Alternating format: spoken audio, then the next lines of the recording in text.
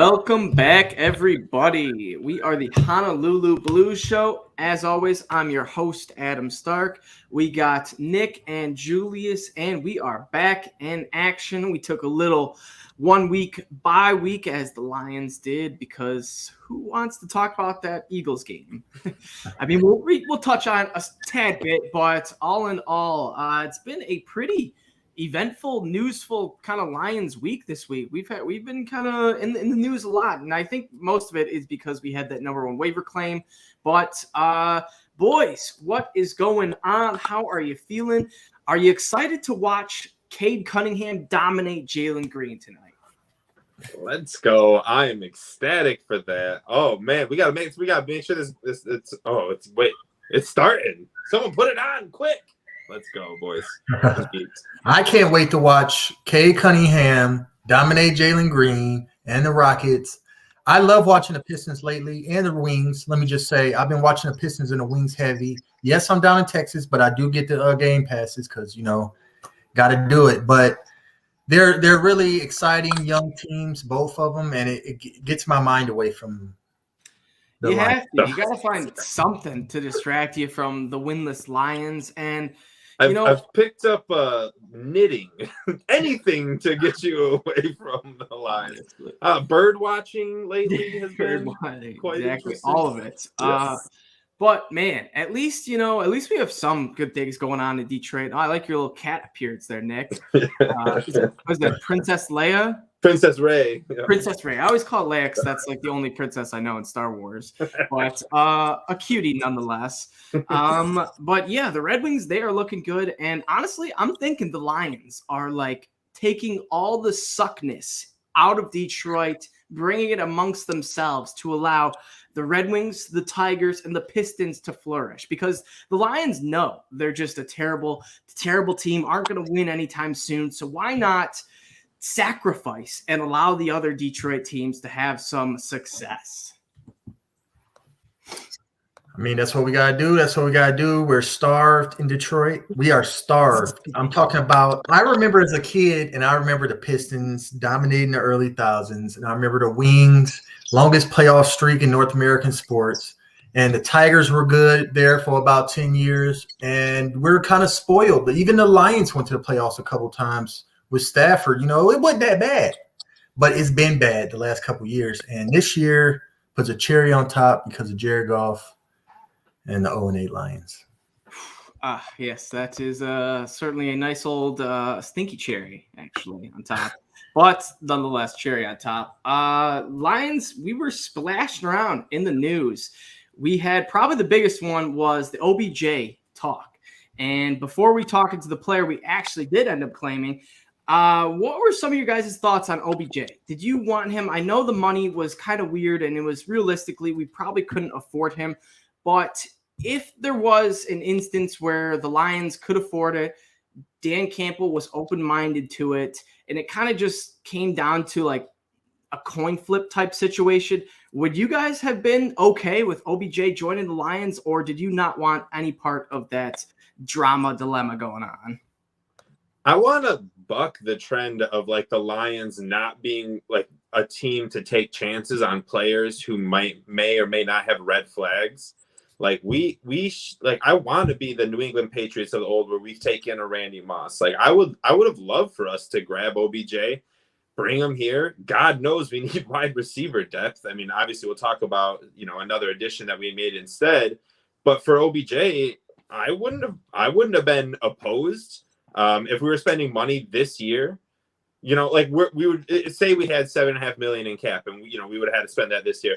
That's money we weren't going to be spending anyway, in my opinion. So we might as well spend it and try to go out and get a freaking win. I want to get a win. Like, I don't care who we have to bring in to get this W, but I want one win this year. So if OBJ would have been it, I would have been very okay with it. It would have brought media and drama and this and that, but who cares? What's it going to stop us from winning a game? Like, it doesn't matter. We don't need the media and drama for us not to win a game. We're doing that all by ourselves. We're losing everything as best as we can.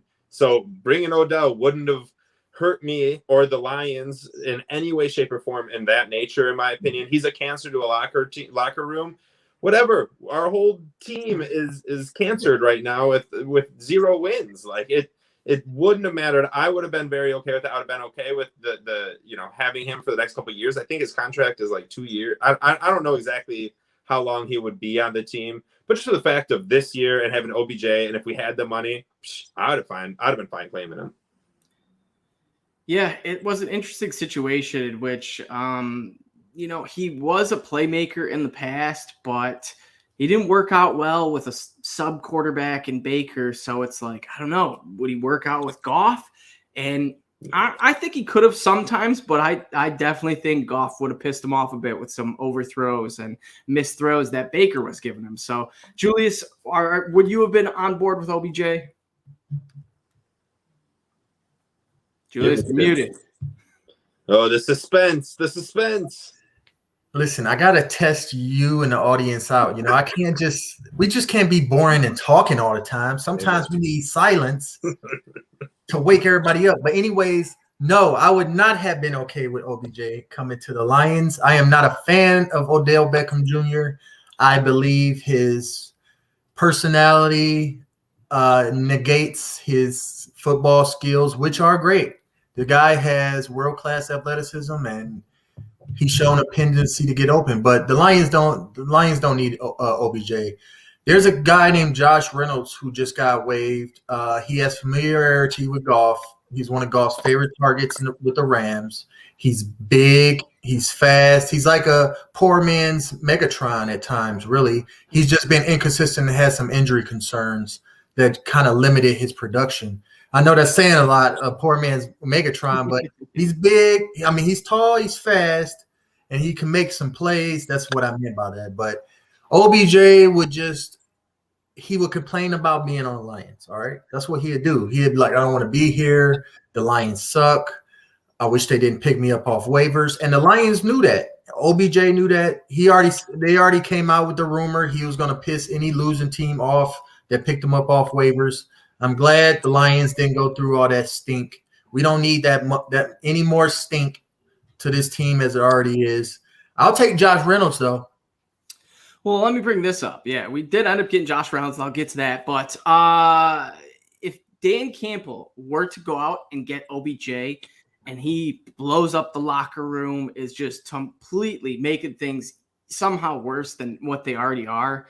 And now Dan Campbell is 0-13, has a cancerous OBJ saying he's not wanting to play games. What do you think Dan Campbell is thinking after he makes this decision? He's probably panicking, freaking out about his job. And personally, I think that's why we really ultimately didn't go after OBJ, because yes, it could have been a huge win for the Lions. It could have got us that one win and Campbell could have looked great. But if we didn't get a win after signing OBJ, that could have been the death sentence on top of the 0-17 death sentence for Dan Campbell. Yeah, if he's 0-13, I don't think he should be given a dang about whether OBJ's on his team or not. He needs to be focused on getting a victory no matter what. Again, OBJ just would have gave us a better opportunity. As bad as OBJ is, and as he reminds me of is Michigan football, right? The most overrated, the most overhyped something you like can't even like ever. You put him on such a pedestal, he'll never be able to amount to that. Similar to the Wolverines football, which is ridiculous that they're ranked above Michigan State, even though we just beat them. That's a different we were just talking about that before you hopped on, Nick. And oh man, you guys are lucky. We didn't do a show last week because I was all ready to come in hot and heavy on Go Green. Man, I was the flame has been kind of holstered at this point. Hey, I mean, it's if either team runs the table, I think there's still a great chance they make the play. Both teams can make the playoffs. So absolutely, it'll be interesting. Absolutely true. OBJ, he's not on our team. Screw him. Why are you talking about him? That's that. Yeah, but you know who was on our team? Josh Reynolds. We did make the big move to go out and get him. I won't really say it's a big move because it only cost us $500,000 on the season, and which is not a whole lot for a player, especially a player that's not on like a veteran minimum or a rookie contract. So Josh Reynolds was a guy that went to Tennessee. Tennessee like signed him, recruited him, brought him on, and then all of a sudden they get Julio Jones, and Josh Reynolds is just kicked to the curb. So I still have some hope in Josh Reynolds. I mean, I knew he was supposed to be something, and all I could say is a lot of fantasy analysts were in on Josh Reynolds before Julio Jones came to town. And I think that just goes to show that he does have some potential in him. I'm not going to say he's, going to go out there and win us a game or make a touchdown catch that, wins the game or something crazy, but he's a guy that could move the sticks, get us a first down that leads to an extra 3 points that we wouldn't have. He has chemistry with Jared Goff. Brad Holmes was one of the guys that was drafting him back in LA for the Rams. So all in all, I think it's an excellent fit. I think this was an absolute no-brainer. I'm glad Dan Campbell and Brad Holmes pulled the trigger after kind of giving some mixed signals this morning when they said they haven't looked at it, but you never know or something. I forget what the exact quote was, but they didn't outright say yeah, I think we're going to get this guy, or yeah, we'd like this guy or something. So nonetheless, glad to have Josh Reynolds. But what were your guys' thoughts on getting this guy? Do you think he's going to be impactful day one, or do you think he might take a few minutes to get back in sync with Goff? I'm all about Josh Reynolds. This is a guy that if we go back and listen to our off-season podcast, especially when free agency was getting close in March last year, or I guess this year, but this was the guy I wanted. This was my realistic signing because of some of the things that you already talked about, Adam, and that was the familiarity with Goff, the familiarity, just like the connection, the chemistry that comes with playing with that guy for 3-4 years. It didn't work out in Tennessee, and I'm glad it didn't because I was pushing for him earlier. We finally get him. We probably should have spent money on him rather than Tyrell Williams, who isn't on the team anymore, or Rashad Perryman, who isn't on the team anymore. So Brad Holmes had some swings and some bad misses, in my opinion, when it came to the wide receiver position. Khalif Raymond is a good one. The trade for Trinity Benson has been terrible, in my opinion. I don't know what he was thinking, what Brad Holmes thought about when he went to the wide receiver position this year. But everything he has done has been a big swing and miss. Now I'm hoping that him, resurrecting himself, hopefully, with the Josh Reynolds signing, because he should have already done this. He knows he should have grabbed Josh Reynolds in the beginning. He thought too much of Jared Goff, and he didn't pull the trigger on Reynolds. Now, 9 weeks into the season, he gets a second chance, right?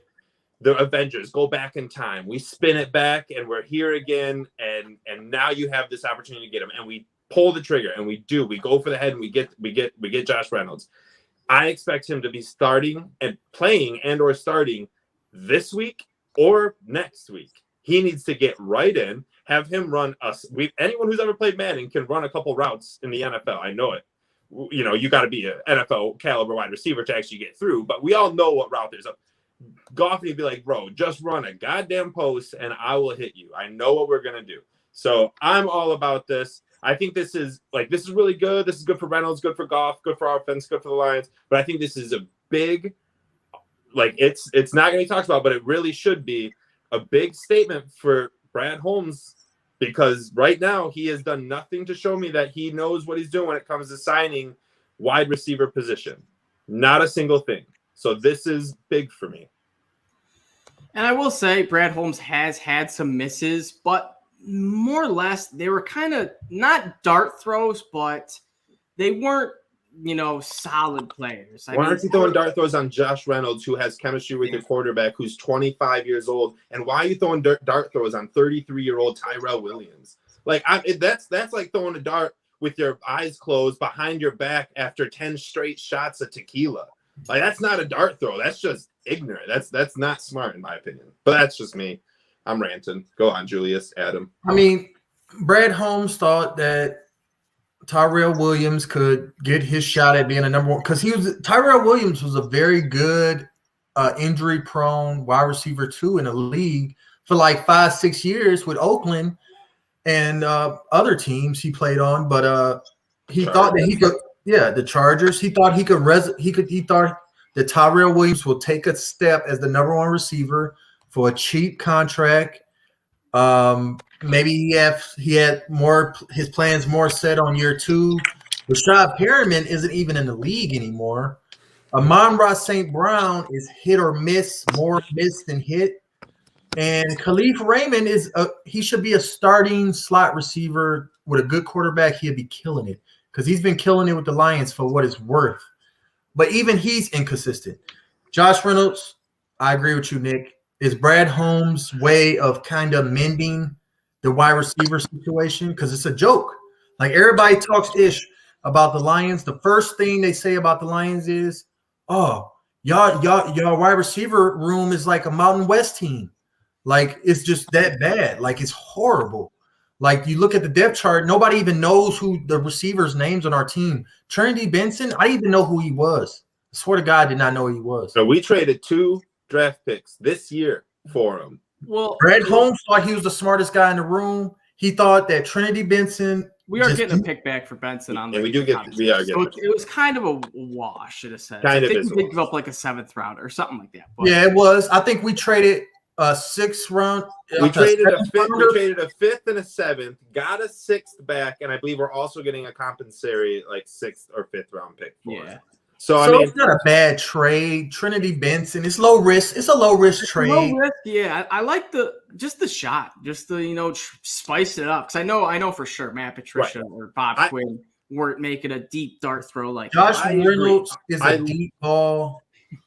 I like the trade. It was good until he got on the team and literally caught 1 ball.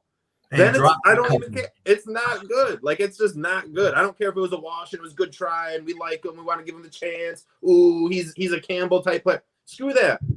I want to get down to the facts. And the facts are he swung a miss on every single wide receiver he tried this year. Khalif Raymond has been his best one. Khalif Raymond has 2 top 12 wide receiver, you know who we missing out of this whole picture, boys? You know who we missing when we talk about the receivers? We missing Quintez Cephas, who was looking so good. He was getting better right in front of our eyes, and then he goes down, just like so many others on our team. Very true. We just got the worst injury luck. But so Quintez Cephas, Amon-Ra St. Brown, and Khalif Raymond are the 3 names we could take into 2022, possibly. Those 3 guys, Amon-Ra St. Brown, Khalif Raymond, Quintez Cephas. Josh Reynolds is about to get his shot. He led the league in yards per catch. He was at like 23, 24 yards per catch when he was with Goff in LA. He can make some plays. Let's see.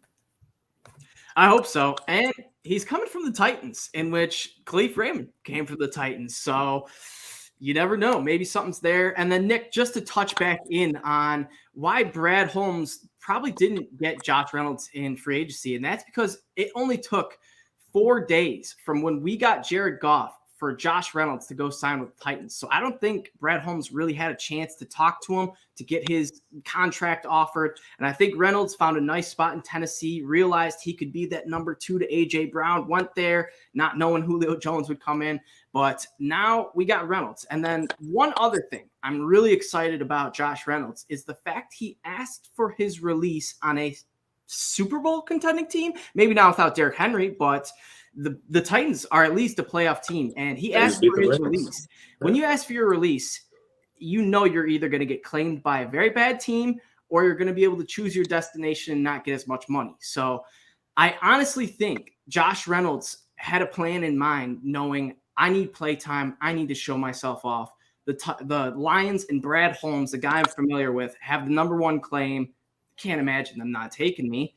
Gets the release, and lo and behold, we got Josh Reynolds, and I can't imagine we don't give him a big shot as we have with the other guys, and like we just did with Tom freaking Kennedy. So too bad all this won't matter, and it'll be mute because Jared Goff will throw it away on 4th down. And I will say he did depression. That last 4th down throwaway.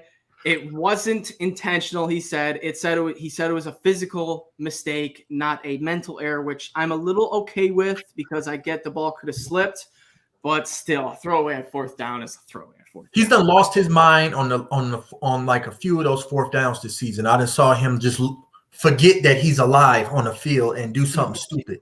Bro, you can't have that. He's seeing ghosts out there. He don't know what he's doing. He is. It's odd, man. So that brings me to my next couple points. Tim Boyle back at practice. And David Blau, kind of just being David Blau, kind of getting some chance going under the radar. Do we expect any type of QB change against the Steelers? And do you guys think it'll come mid-game, or do you think Dan Campbell is the type of guy that will let his QB play the full game and make the decision next week? Or do you think he sees something bad, he's making a change at halftime? Oh, man. Bench golf. As much as we all want to push it. Oh, here we go. I don't see him getting rid of Goff. Like, Goff is the dude for the whole year. It's just it is what it is. And next year, sadly. Well, we're paying him a lot. I mean, if Campbell's serious though about having, I feel like Campbell is the guy that will bench Goff. I don't think Patricia would bench Goff, but if Goff stink it up against Pittsburgh, Thanksgiving if he stinks it up on Thanksgiving, you can't keep this guy in. Just give Blau a shot, scare Goff a little bit, just for a game. Maybe Blau goes off and Goff never gets his job back. I mean, he's the worst quarterback in the league this year. Yeah, he's terrible. He's so terrible. Yeah, and I love the people that are all defending him and saying like, "Oh, David Blau, what's David Blau going to do? We saw him last year. He was terrible." It's like, well, we're seeing Jared Goff this year, and we haven't seen David Blau with this whole new team. So it's not even about Blau. It's Tim Boyle. He's the dude. He came back from the IR. Yeah. You think so? You think the coaching staff loves him. The coaching staff loves him. He's the backup. I mean, I don't know. I agree. I just forget about the dude because he's been out for 10 weeks. I think he's terrible. I'm pretty sure in college, and I've said this on one touchdown. He threw one touchdown and like 84 interceptions or something like that. Like he's got awful. I don't know why teams like him, but he was under Aaron Rodgers, which is the dumbest thing I've ever heard. For like a quarterback doesn't just instantaneously get better because they backed up Peyton Manning or Drew Brees. You want to know a fact, though, Nick? You want to know a fact? And y'all can go and look at this. And this is part of the reason that Tim Boyle was so revered in Green Bay. This dude had the highest rating of any quarterback for 2 preseasons. I think it was 2018 and 2019. He was dominating the preseason. And the Packers fans were just like, oh, we got the greatest quarterback in the world as our backup. But he never got on the field because Aaron Rodgers is the guy. And so now he's in Detroit. This preseason, he had one of the worst ratings. Where was the freaking guy? It's crazy. It's like he come to Detroit. Oh, the one touchdown in college. Yep. Oh, yeah. Then we get that. He doesn't have an arm, though. He can throw it about 60, 70 yards off his back foot. I don't think he's that good either. I know. I mean, I will say David Blau, we've seen him throw some ropes. And ironically, last 2 years ago, Thanksgiving against the Bears, he came out firing, had back-to-back touchdowns to Kenny Galladay, a 75-yard touchdown, and then a 70-yard drive in which Marvin Jones ended on a 20-yard touchdown. So we almost beat the Bears on Thanksgiving, had a 17-7 lead going into halftime, and I don't really know what happened, but we blew it. So I would like to see David Blau get another shot 2 years later on Thanksgiving Day against the Bears. Familiarity, he's already played the team. I don't know. David Blau is I'm not going to say better pocket passer. He has better pocket awareness than Jared Goff right now. I'm telling you, he's better in the pocket when facing pressure, getting out of the pocket, finding the short, intermediate, open person. David Blau is better than Jared Goff right now. I'm telling you. I don't know. Jared Goff probably does give us our best chance of winning a game, but it doesn't mean we're going to win a game. I mean, I like the idea of getting a backup quarterback in there just to spark something, but we do got to see what he can do with Decker now back in there, and now you got Sewell on your right side.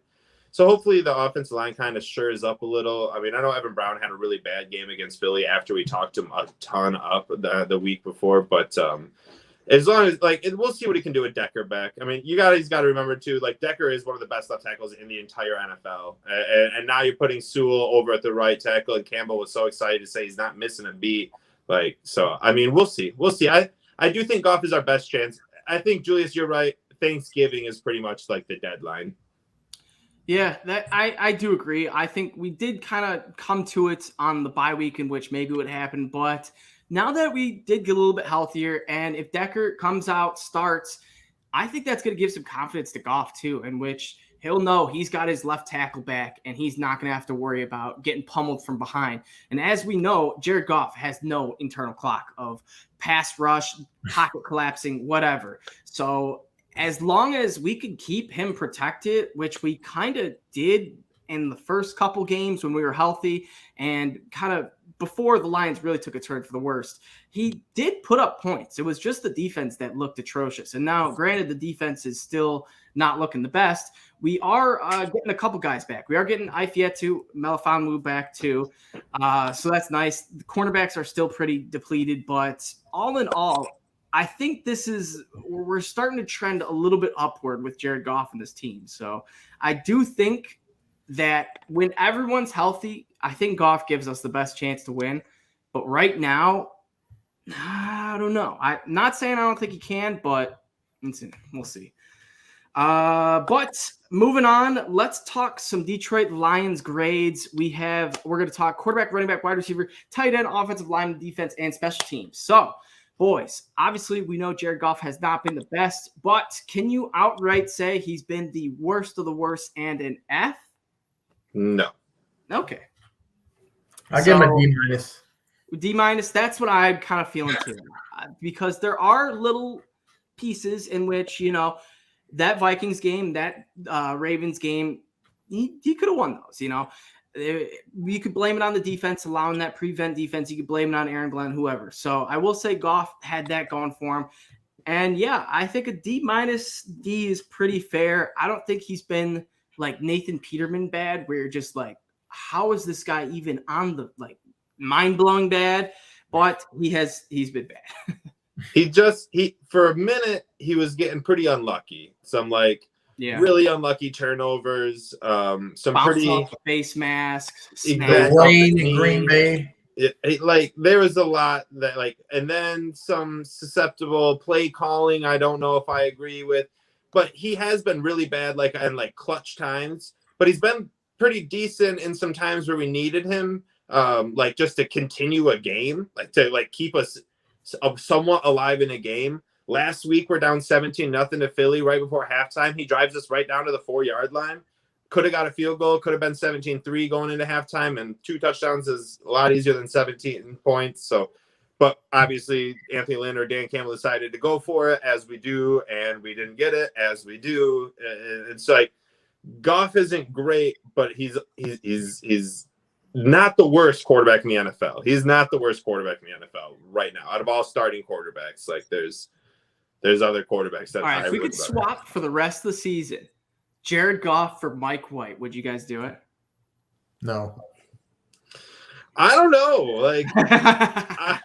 I'm still at this point where as much as Goff might give us the best chance to win a game, I'm ready to get someone else in there. It could even be Mark Sanchez if he wants to come back. Let's just, try it. Let's see what goes down. Listen, Goff, I see the same thing from Goff, man. He's just scared, man. That's what it is. He has anxiety in him that he cannot overcome on the field. And I wish he didn't. Maybe he need therapy, because he didn't have this in LA. Really, he didn't. And that's why they had so much success. Warm weather. That's why they had so much success with him, because he was so comfortable in his setting. Sean McVay made it so comfortable, gave him these players, ran this system, perfect, great O-line. You got a defense behind you. He was comfortable. Now that he's in Detroit, where he's the guy, he just crumbles under pressure. And to me, I can't accept that from our quarterback. Matt Stafford did not crumble under pressure, even though he lost games to a lot of good teams. I'm not going to repeat his record against winning teams. We all know what it is. He's starting to get chapped about it in LA, by the way.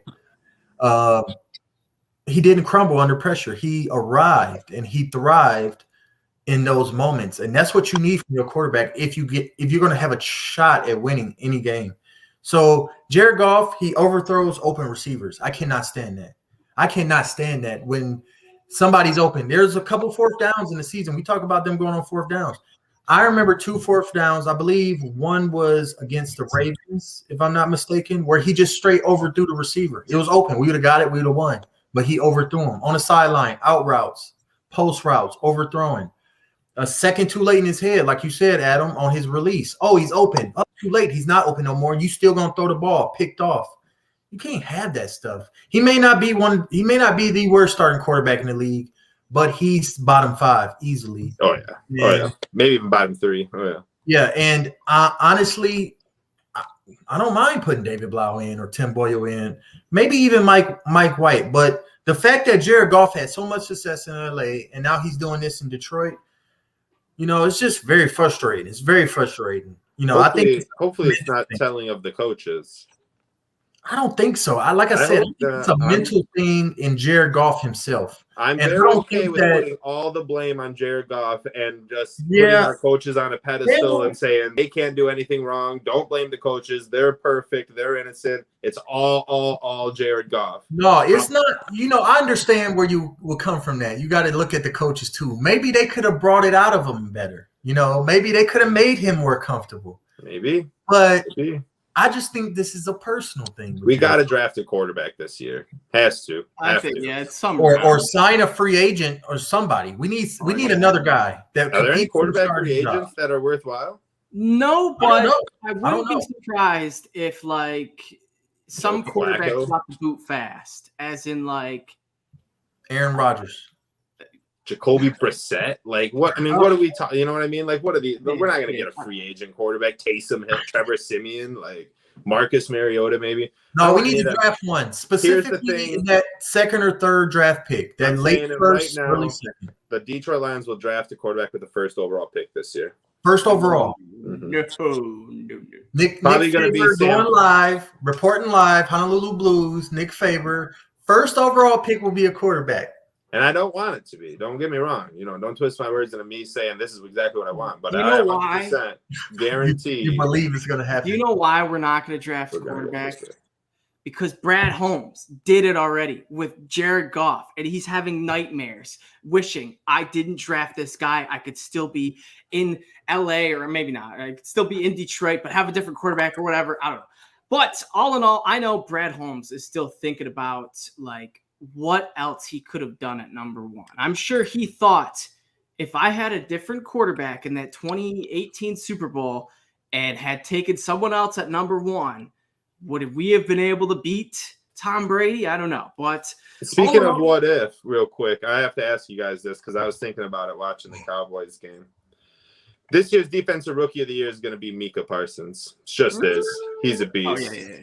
He's a he's just how crazy is it? Is the Cowboys could have the Rookie of the Year and the Defensive Player of the Year? Yeah, exactly. Both on defense too. Well, so do you think he's looking back thinking Sewell's great, but would Parsons be more impactful right now? Not yet. He's not thinking that yet. If 4 years from now, if Penei Sewell is not an all-pro tackle, and Micah Parsons is just one of the best defensive players in the league, then you but it's too early because Penei Sewell could still end up an impact franchise player for the Lions. He can as early as tackle.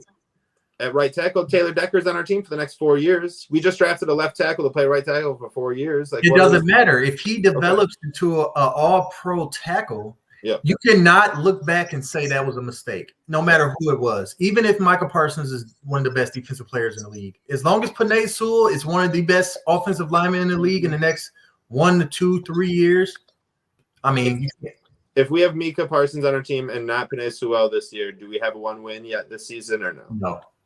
I will say Micah Parsons would impact it more this year, but you think so?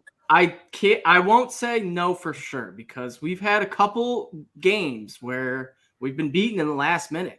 And I can't say for certain that, I'm not going to say Micah Parsons would come out and make the game-winning sack, but I can't say for certain he wouldn't do that because he's a guy that can make plays could have sealed the deal against Lamar or, prevented a big run or something. So I could see it, but as of now, I'm still happy we got Penei.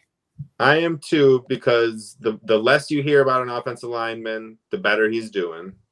So we're not going to hear much about Sewell, which is fine because that means he's doing well. But Micah Parsons, every single time I watch him and he is making electric plays, I think to myself, all offseason, everybody connected us and Parsons. There was not a doubt in anyone's mind we weren't getting Parsons until like the final 2 weeks. Well, until the Bengals said, Jamar Chase, and you guys can have Sewell. Sewell wasn't supposed to drop to us. Right. We were supposed to grab Micah because he was the best available player. But, all of a sudden, a generational tackle is in our lap. There's another offensive tackle that was drafted after us, Rashawn Slater, who I said was going to be a real good offensive tackle. He's unbelievable right now. Via PFF, he is. So, again, I don't know. It's just hopefully – and Brad Holmes we trust, right? And Brad Holmes we trust. For now. And so, although we might have a bottom 3 passing game and quarterback, we do have a top 3 run game and running backs in Jamal Williams and DeAndre Swift. And for me, I'm giving them an A+. I think they have been absolutely phenomenal all around. I mean, if you put those two guys on like the Chiefs, on the Packers, on a contending team, I think they elevate that team to another level. Granted, the Lions are terrible, but I still think they're making us a little bit better than what we really are, because Swift has made huge plays. We saw that Rams 70-yard screen pass he took to the house. He's made guys miss endlessly, truck dudes. It's just been a great, and not to mention Jamal Williams. He's been converting a first down, I believe, better than anyone, but his first down rate is extremely good this year. I'll also give them an A, just especially out of comparison to the rest of the team. They are by far the best. They're one of the best running back duos. And Jamar Jefferson had a touchdown against Philly. So shout out him getting his first NFL touchdown. Real compliments, though, go to Deuce Staley, who's the running back coach and assistant head coach. He has got this running back room rocking. As good as Swift is, Jamal Williams was never as good as he was with us with Green Bay. He's just getting the most out of everyone. So shout out Deuce Staley overall. He gets the A. All the A goes to him. DeAndre Swift and our offensive line is the cornerstone that Brad Holmes has to build with going forward. You want to get those two groups, the running backs and the offensive line, you want to get them a quarterback and receivers to add on to it. That should be Brad Holmes' number one objective going forward, is getting a quarterback and a wide receiver room developed in the next year or two, literally, because DeAndre Swift and offensive line is special enough to win with. I give them an A- so far. I like it. Let's move on to the wide receivers. We'll just talk all pass catchers. So wide receivers / Hawk, because also, we do have some other news in which Darren Fells asked for his release, which was kind of interesting. Then immediately gets picked up by the Bucs. So I was like, come on, man. Why'd you pick the Lions if you didn't want to lose? You knew what was coming. Lions offered him the most money. That's a good point. So wide receivers and tight ends, what do we got for grades? I think for what we've been dealt, I give it like a C-. I think there's been some things to look at, but all in all, it hasn't been the best. I'll give our wide receivers a flat out F. They are terrible. I mean, I'm sure Goff isn't getting them where they need to, but they also need to create separation and get open themselves. They are terrible. The last 3 games, Hawkinson has been targeted 11 times, 9 times, and 11 times. Out of those, he's got an insane amount of catches. Hawkinson deserving an A now. If you would have asked me 3 weeks ago, I'd have been like, he hasn't been as good as I wanted him to be. But the last 3 weeks, he's come alive. Hopefully that continues. So Hawk gets his A. Receivers get their F. I agree with receiver room. That's average at C-. I throw some shine to Khalif Raymond, because he has been the guy getting open out of that group. Quintez Cephas in memoriam, he was getting open as well. He was making some big plays, especially in the red zone. But everything else, Amon-Ra St. Brown all the way down, F. TJ Hawkinson, real quick, he could be one of the best tight ends in the league, but he's not going to get no shine until he gets a quarterback. And I hope we don't waste his career and kind of wasting his prime, because tight ends shelf life is kind of on par with running backs. So you got to use him quick, and he's getting there into his main focus. So we need to get a quarterback. Yeah, I think that's top priority. So moving on to the offensive line. I know it's kind of hard to judge because we've had just countless injuries, players moving from left tackle to right tackle, centers filling in, moving to right tackle, et cetera, et cetera, et cetera. So our offensive line, with what we've been dealt, what do you guys give it a grade? Do you think there's been, some players that have posted, B grades, and obviously we had, I forget who it was, but our backup center, I can't think of his name, but obviously he had that one great game. He had the 90 or 80 grade for PFF, but all in all, what would you grade this offensive line? Evan Brown is the guy you're thinking of, Adam. And overall, I give the group a B-, and that is starting with a D. Our first couple of games, I was less than impressed by our offensive line. It was supposed to be our saving grace, and they were an Achilles heel. And then we kind of realized that it wasn't our offensive line so much. It was just that Goff was terrible, and he doesn't know how to handle pocket. So then it kind of like realized that maybe offensive line is doing a little bit better. They started to get better. You started to see them hold their own against the Rams, against these teams, the Ravens. So ultimately, I think they've kind of progressed all the way up to like a C+, B- area. Definitely need to be better. And I think with the addition of Decker, we're going to see them go like to even take it up to a B+, A, because Decker is that good. And we've been without him, and we've been without Ragnow for a while now. And we have Sewell bouncing left and right, like you said. And Jonah Jackson's pretty much our only mainstay. Dude, yeah. So overall, for what they've been done, I think they get a B- out of me. I'll go with B as well. Overall, pretty solid. I'm not going to lie. Pretty solid. It isn't the great offensive line that we thought we were going to have, that we thought can propel us to a few wins. They're not winning us no games, but in the running game specifically, I think the Lions have been one of the best teams run blocking in the league overall. Vitae at right guard, he's been better than he was last year. Matt Nelson has been horrible. You can just tell he's a backup / practice squad guy. Penei Sewell. Well, we saw it. We saw what we wanted to see. We saw glimmers of an all-pro left tackle. Even if he's about to move to right tackle, even if he stays at right tackle for a while, I think left tackle is ultimately Penei Sewell's destination. I don't know what that means for Decker, but I am excited to have Decker back on that offensive line. I wish Ragnow was joining them, because Ragnow really is our best offensive player at this point overall. And going forward, we got him on a big contract, so I have big hopes for the offensive line moving forward, even though they're not fully assembled right now. I do like what they put together, and I give them, like I said, a B.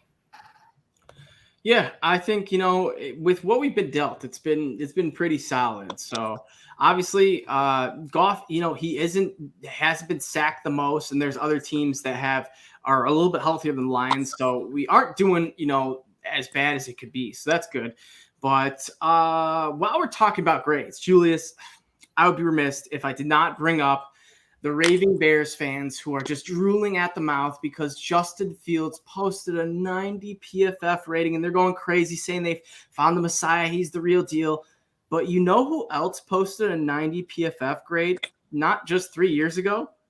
Jared Goff was literally getting 90 grades when he was with the Rams. So Bears fans, don't get too excited. You better hope Matt Nagy gets out of there and you surround Fields with some elite players, because if you don't, he's going to turn into a Jared Goff, a Jameis Winston, a Marcus Mariota, a bust. So just had to bring that up for all the Bears fans listening. But let's wrap it up with the defense for our final grades. All in all, what are you thinking of the defense? It's been pretty brutal, but let's compare it to last year. So if last year was an outright F, what are we giving this year? An A+. That's how much better they are. Okay. No, and all in all, the overall defensive grade as a whole gets a solid like C-, which is like, because last year it was an F. It was terrible. This is an upgrade from that defense. If we had any kind of offense, our defense would be better than what they are right now. We wouldn't be losing games 38-3 if we could score any points and keep the defense off the field. But Goff can't do that, Exactly. right? Yeah. So in games where we have good possession, good possession control, we lose those games 19-17. When we can't control the offense, then we lose the games 38-3, 38-7. That's just how it works. Our defense is as good as our offense is going to be to allow them to get rest, allow them good, momentum and field position via the defense. So all that, I kind of blame Jared Goff. I said this week 2, and it still rings true around week 9. The Jared Goff is the reason why our defense is going to, have the ceiling that it has this year. But our defense is building, and a lot of these guys are young, and a lot of these guys are undrafted, and a lot of these guys are cheap, and a lot of these guys are going to allow us to have money to spend on bigger players in free agencies, top tier cornerbacks, top tier safeties, linebackers, to be able to draft these guys. It's coming around. And if you said if he's coming back this week, I can't wait to see him. Let's see. And how I look at the defense is I look at this defense as a bad defense that makes plays. And that's what we've seen. We've seen a bad defense that's made, sacks, solid interceptions, tip plays, fumble recoveries, etc. And last year, we were lucky to have like 1 sack, 1 interception every 3-4 games. Now we're getting Julian Okwara stepping up, having back-to-back sack games. We're having Charles Harris, who I believe he was banged up. I don't know if he's healthy or not, but Charles Harris came out of nowhere, 5 straight sacks, and it's just been a little bit brighter for this Lions defense. So all in all, at least we're making plays. At least we're doing something, putting some pizzazz on the defense. The defense, I am pretty pleased with, honestly. They haven't been the biggest problem. They're not the reason we're 0-8. Let me just say that. Last year, our defense was our biggest issue. They were our biggest issue. They were just pathetic all around. Matt Patricia's plan failed.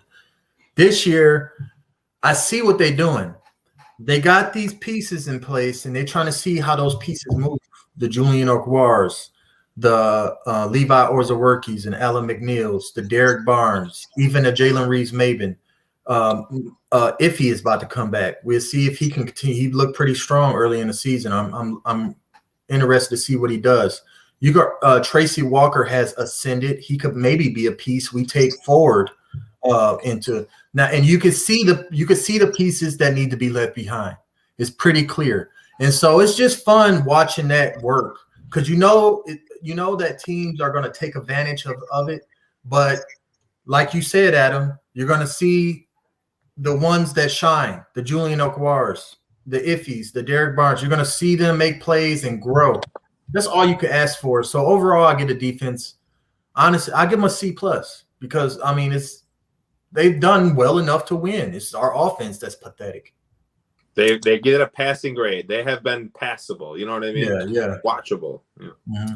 All right. And before we wrap things up and get into the Steelers game, let's talk where the Lions get their first win. So we have only a few games left. The season's more than halfway over now, and we are taking road games to the Steelers, the Browns, and then we return home for Thanksgiving. So do we get 1 win out of those 3? Maybe against the Bears. Julius? Either the Steelers or the Bears. Okay.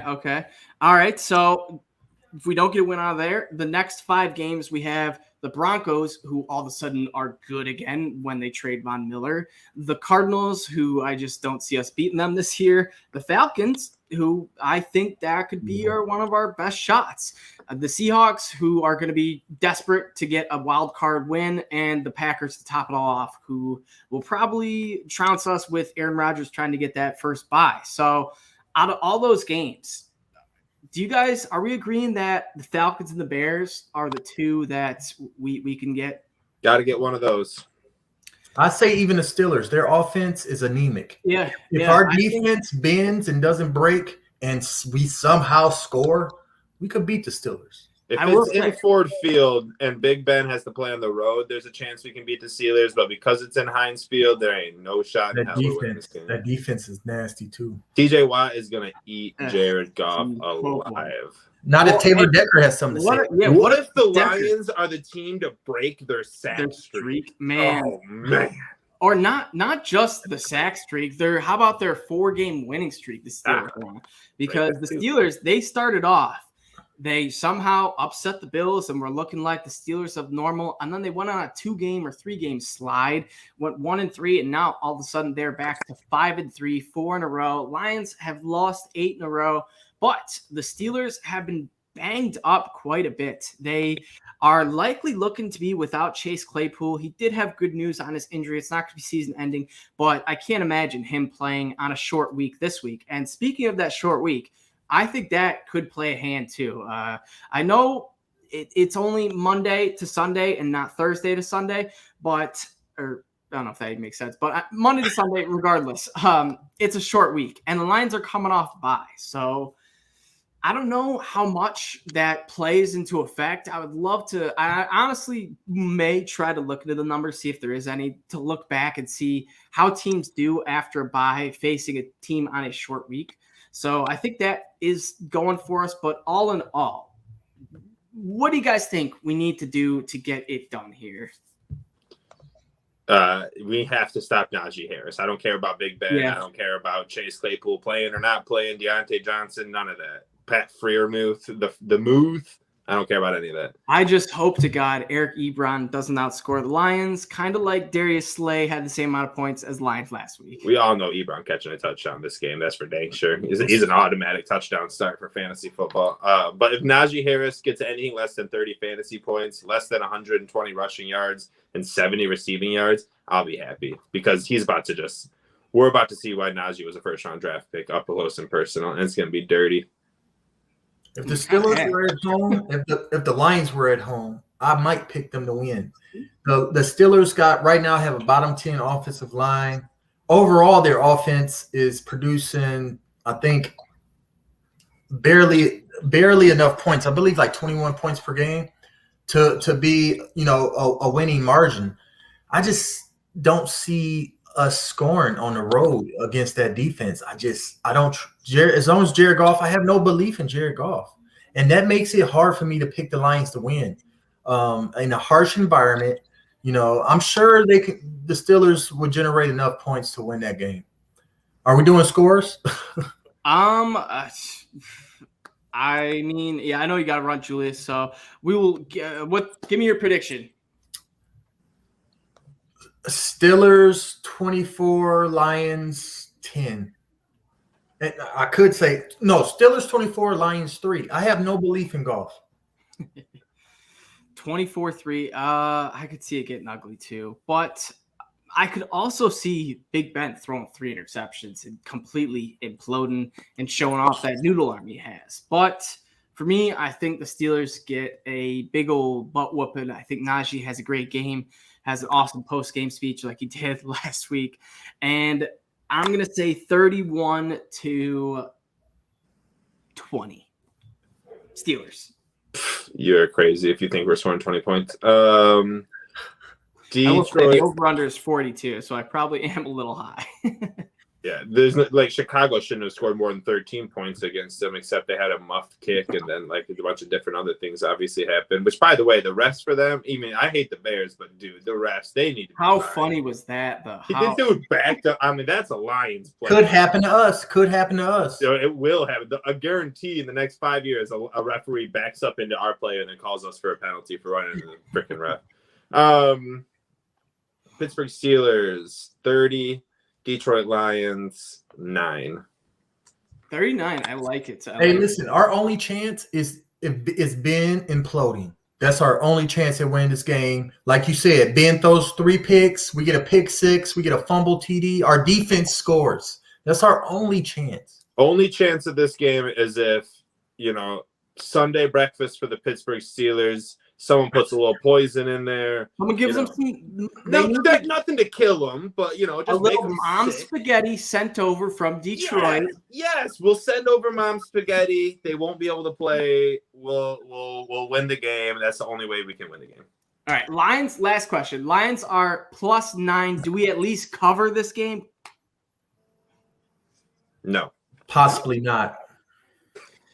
I see. My biggest concern is I think this game's going to get to 10-0, and the Steelers are going to go ground and pound for the next 3 quarters and just control this game. I'll bet you the score is 13-3 at halftime, and we're right in it, and we lose 30-9.